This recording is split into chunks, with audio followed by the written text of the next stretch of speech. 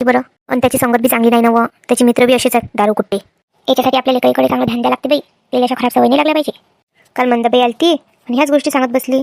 एवढी ढसाढसा रडत जाय व म्हणे पोरगा दारू पिते म्हणे. दारू प्याची सवय लागली म्हणते.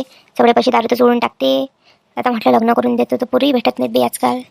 बरं आहे मग आजकाल चांगल्या पोरी भेटतच नाही. चांगल्या पोरालीच तर भेटत नाही. याच्यासारख्या दारू कुट्टेल कुठून भेटते. मा बहीणचा पुतणी आहे पुण्याला असते. ₹1,00,000 महिना पगार आहे. बँकेत आहे पोरगा. पण तरी चांगली पोरगी भेटून राहिली नाही.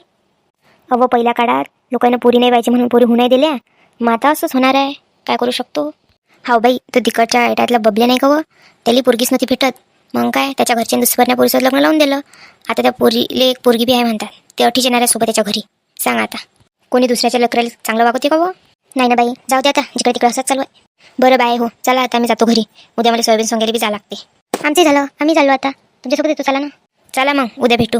हा चला.